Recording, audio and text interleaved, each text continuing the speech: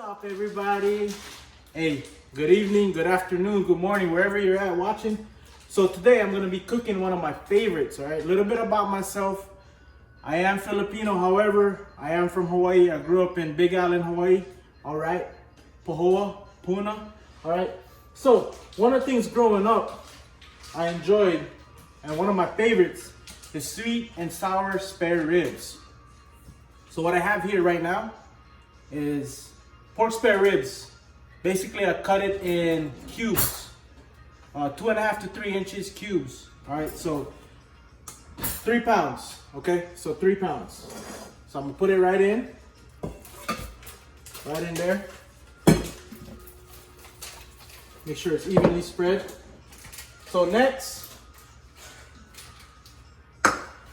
2 cups of water. All right.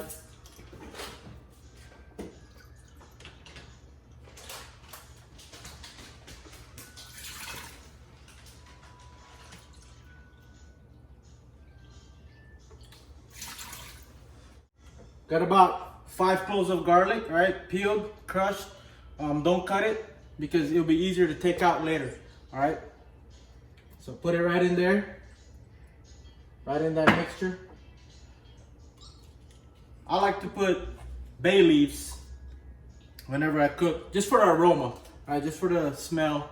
It makes things smell a lot better, smells good. Just 2, we'll be taking that out later.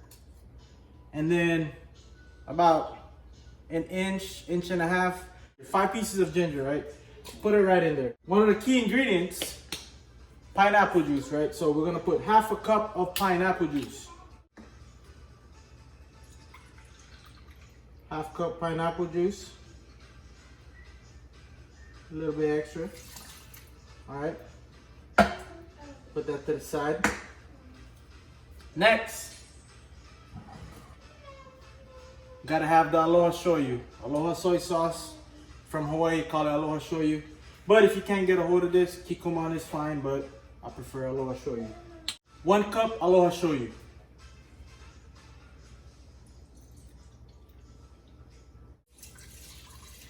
All right, next, vinegar. We're gonna be using 3/4 of a cup. So I got a 1/4 cup right here. So we're gonna put 3 of these in, all right? And last but not least, I got 3/4 cups of sugar.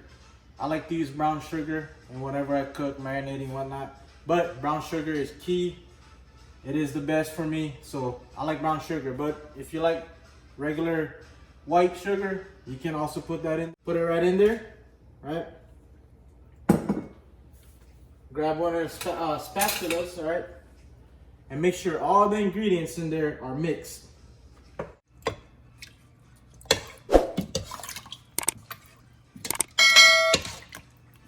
Mix that in there, you know, make sure everything's good to go.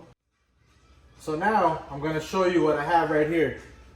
All right, so I got 3 tablespoons of cornstarch and 3 tablespoons of all-purpose flour. But I'm gonna show you guys what to do with it later, so stay tuned. So I'm just put this to the side. All right. Now that all our ingredients are mixed up nice in there, right? We're gonna put it in our Instapot.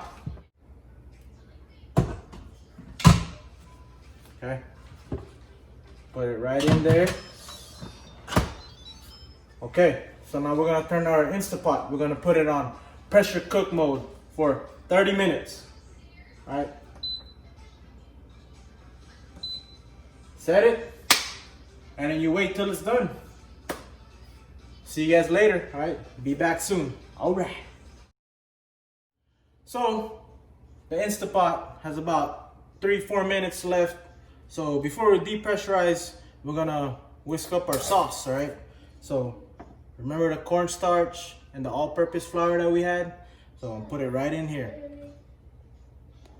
So now we're gonna use 3/4 of a cup. So 1/4 cup, we're gonna have 3 of these, right? So put water right in there.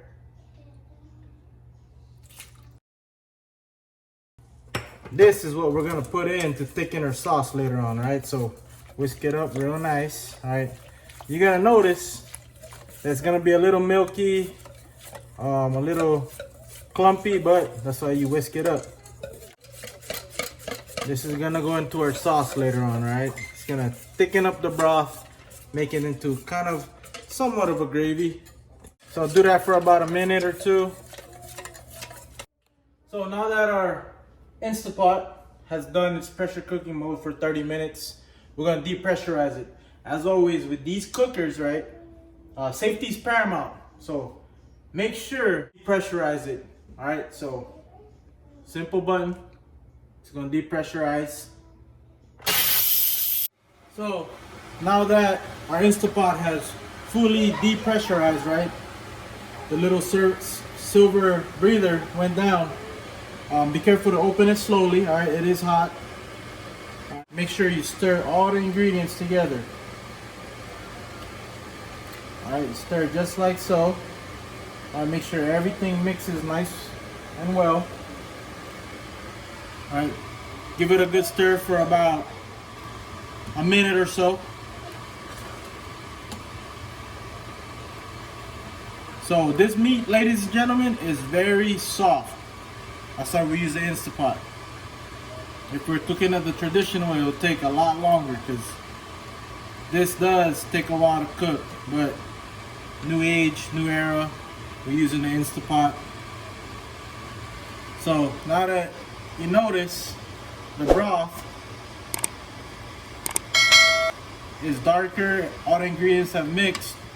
So we're gonna fish out the bay leaves, the ginger, and if you can still find the garlic, you can fish it out. But I like to fish out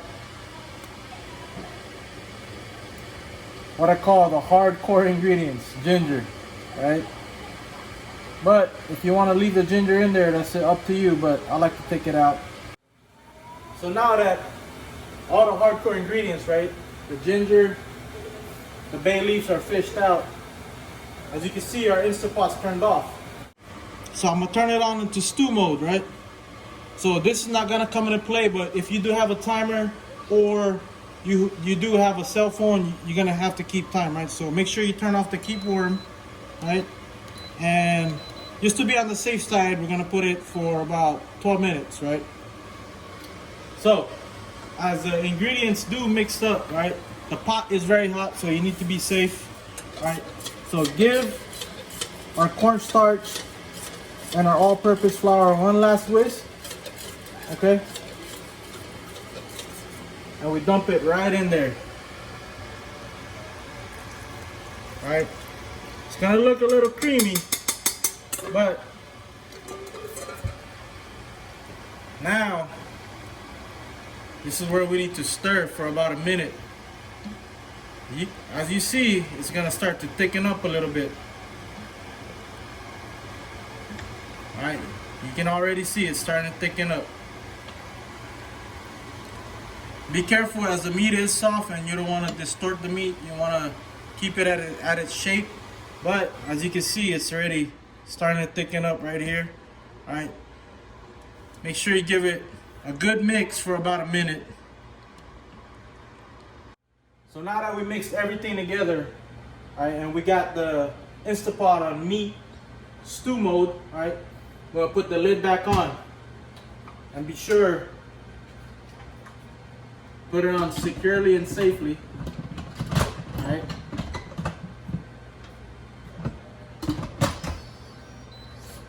It's gonna have some pressure, so you have to put a little bit of, you have to put this, press it down, and you secure it, all right? So now, this is where you want everything to come in. It's gonna heat up. You're not technically pressure cooking it anymore. You just want everything to heat up for about 10 minutes. So we'll see you in 10 minutes, and then you're gonna see the final results, and we're gonna eat. So now that our sweet and sour spare ribs has been cooking under meat/stew mode for 10 minutes, and we have depressurized our Instapot and also turned it off, it's now safe to open it. All right, so here we go.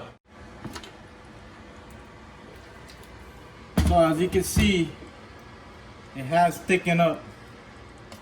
All right, quite a bit. All right, give it a good stir again. Stirring is always key.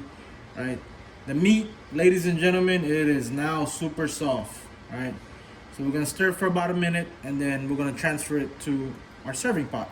So now, ladies and gentlemen, we are finally finished with our sweet and sour spare ribs. However, you know, me growing up in Hawaii and being in the military, I've been in for about 15 years. You never forget where you come from. Being from Hawaii is very, very special. You know, I go home about once, twice a year. You know, we go home. But yeah, I'm nowhere. I'm not an expert cook. I just like to cook for my family. And then what inspired me to cook these dishes is the dishes that I grew up, you know, enjoying before I joined the military. When I was a little kid, from teenager days, you name it, before the military. Yeah, learn how to cook it, because when you do get homesick, the best way to fulfill your homesickness, right? The cure is always food from back home. And yeah, that's what I did. Basically learn how to cook my favorite dishes. This is one of them. Hopefully you guys do cook it. Good luck. It is very good. It just takes a little patience, right? Trial and error, right? Be creative. But yeah, hopefully you guys liked it. Please like and subscribe. And hopefully you guys have a good night, good morning, good day, whatever it is. All right. And here we go. Boom.